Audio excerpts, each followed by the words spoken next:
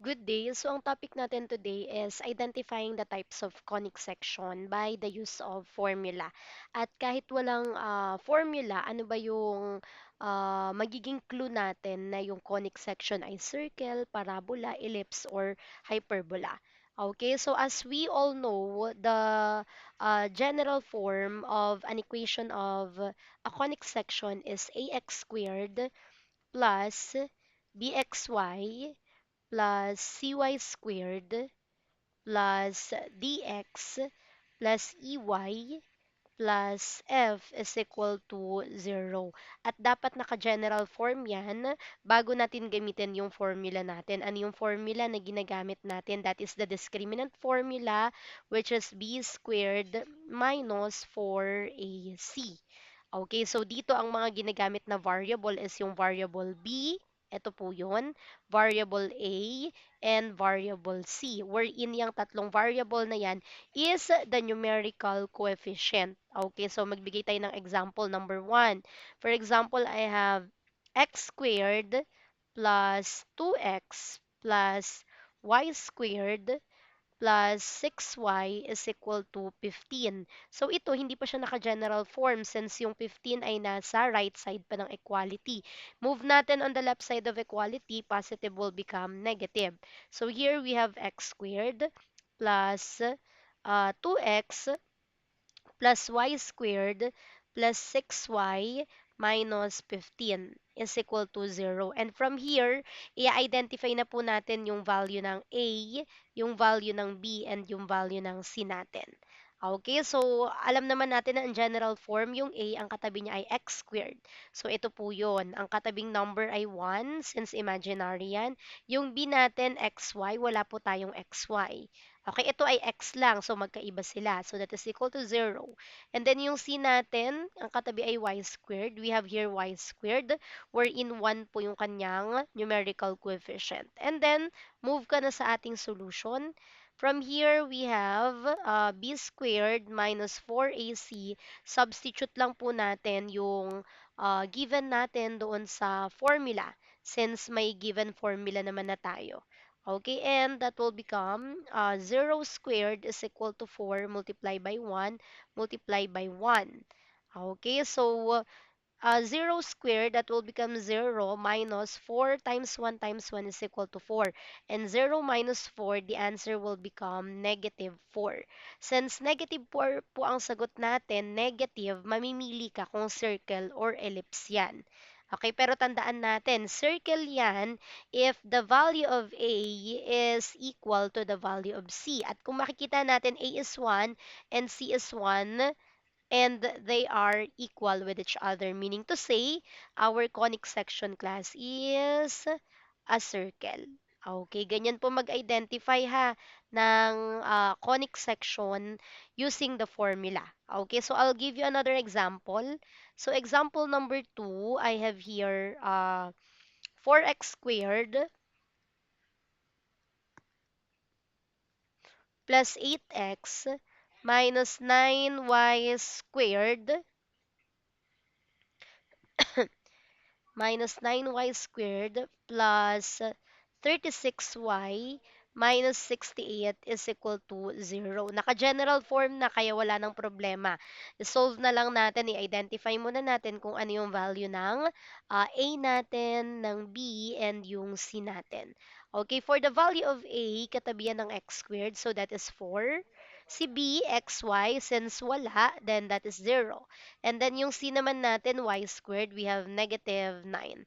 Since kompleto na yung ating given, we can now move to our solution, which is b squared minus 4ac. Okay, and that will become 0 squared minus 4 multiplied by 4 multiplied by negative 9. Okay, so from here, imumultiply lang po natin yung given values natin. So 0 squared still 0, negative multiply by negative, it will become positive. Okay, then 4 times 4, 16 times 9, the answer is 144.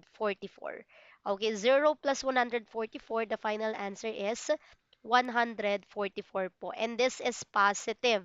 Pag positive, wala namang kaagaw yan. So the final answer here will be hyperbola. Okay, so ganito lang po yung magiging equation natin at magiging solution natin. Okay, so next naman po tayo, number 3. I-move ko na yan. I-note na lang po natin yung ating general equation dito. Okay, so in number 3, we have a given equation which is x squared plus 4x 4x minus 6y is equal to 10. I mean, negative 10. Okay, since hindi pa yan naka-general form, ilipat lang natin yung negative 10. So, negative will become positive kapag mag-move na po tayo. And that is x squared plus 4x minus 6y plus 10 is equal to 0. Then after that, identify na po natin yung value ng A, ng value ng B, and yung value ng C natin. So A here, katabi ni x squared, which is 1. Ang B natin, 0, since hindi po siya present. Ang C natin, y squared, wala tayong y squared, so that is equal to 0. And for our solution, we have b squared minus 4ac. So, substitute lang po natin yan. We have 0 squared minus 4 multiply by 1 and multiply by 0. Alam naman natin na any number multiply by 0, the answer is exactly 0. So, ito ay magiging 0 na po yan. Now, 0 subtracted into 0, the answer is 0. So our final answer is 0 and the type of conic section we have is a parabola. Okay, bakit naging parabola yan? Ang parabola class is equal to 0 kapag ginamit natin yung discriminant formula natin. Okay, let's have another example, number 4.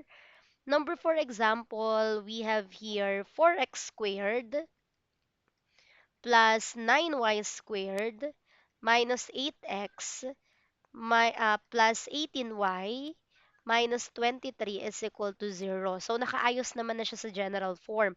All we need to do is to identify the value of A, the value of B, and then the value of C. So, dito class, yung A natin is 4, yung B natin is 0, while the value of C, ito po yun, 9. Okay, kasi y squared. Now, in our solution, gamitin natin yung formula natin, which is b squared minus 4ac. Okay, so ang b squared natin dito ay 0 squared minus 4 multiply by 4 and multiply by 9. Okay, so 0 squared is 0 minus 4 times 4 is 16 times 9 we have 144. And 0 minus 144 that is equal to negative 144 class. Okay, and this will serve as our final answer. Since negative yan, alam naman natin na pag negative ang sagot, mamimili ka either ellipse or circle yan. Pero syempre, tinitignan natin yung value ng A and C para ma-confirm natin kung ano ba yung conic section natin. Okay, so the value of A here must be equal to C. Pag equal sila, circle yan. So, tignan natin dito, 4 equals 9. So, they are not equal. Meaning to say, our conic section, kapag hindi equal yung value ng A and C natin is an ellipse. Okay, so, tatandaan nyo ha yung ah, correct spelling ng ellipse natin. Ganyan po yung correct spelling ng ellipse natin. Okay, how about class, kapag binigyan ka na, for example, ng ibang equation, I mean, yung equation na ah, hindi siya naka-general. Okay, so bigay tayo ng equation na hindi naka-general. Papaano kaya natin ma-identify agad yung ating conic section? Okay, for example, number 1, binigyan tayo ng equation na x minus 11 squared plus y minus 14 squared is equal to 16. Okay, and number 2, binigyan naman tayo ng equation natin na x minus 2 squared is equal to negative 12, y naman po. Okay, and then sa number 3, we have an equation of x minus 1 squared plus, over na lang natin yan, over 4, plus y plus 2 squared is equal to 1. Okay, papaano naman pag ganyan? Okay, and lastly, number 4, okay, what if we have a given equation of x squared or x minus 3 squared over 6 minus y squared over 8 is equal to 1. Okay, ano namang type of conic section yan? So, dito ituturo ko yung madaling pag-identify nila. Okay, in studying circle, ellipse, and parabola, alam nyo na kung ano yung mga standard equation nila. Okay, di ba? Kapag circle, kay circle muna tayo. Kay circle, ang standard equation niya ay x minus h squared plus y minus k squared is equal to r squared. Okay, kung mapapansin natin in circle, dalawa po yung variable na may second degree of equation. Uulitin ko. Dalawa. Okay, we have two variable. Okay, dalawang variable. Okay, ano yung dalawang variable with second degree of exponent?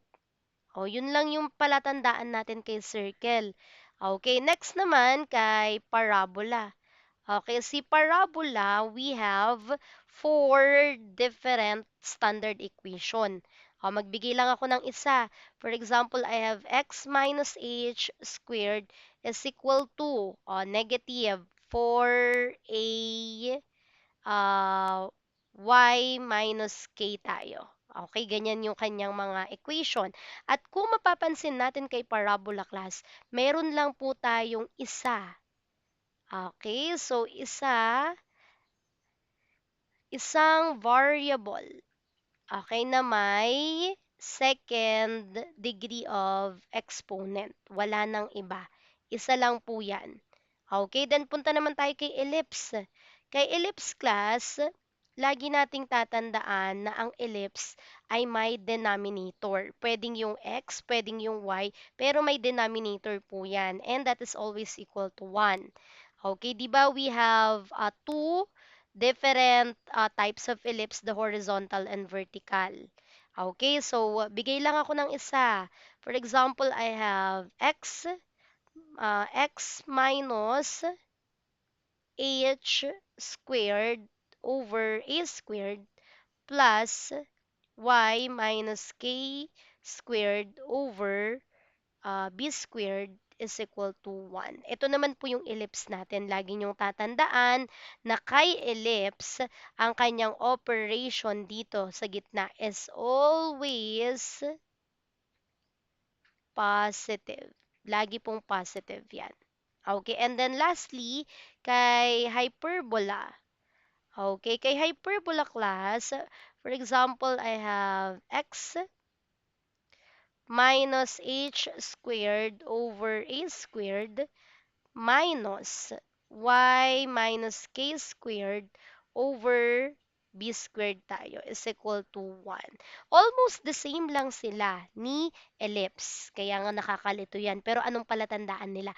Kay hyperbola class, laging ang operation natin sa gitna ay negative or minus. Lagi niyong tatandaan ha.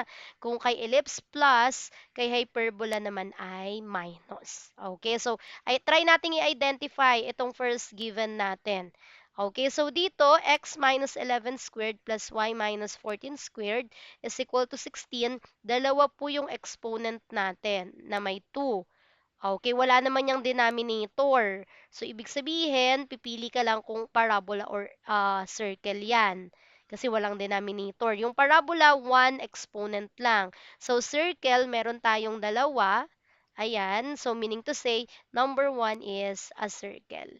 Okay, tignan natin yung number 2. Number 2, x minus 2 squared is equal to negative 12y. Isa lang po yung exponent natin na 2.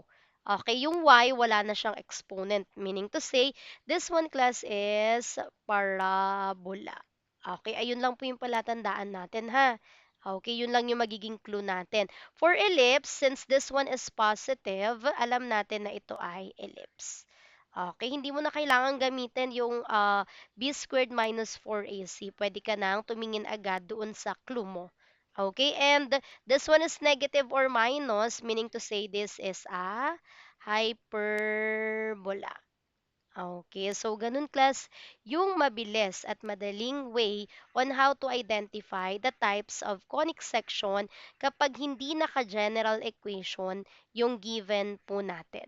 Okay, lagi nyo lang tatandaan yung standard equation ng bawat conic section natin. Okay, so that's it.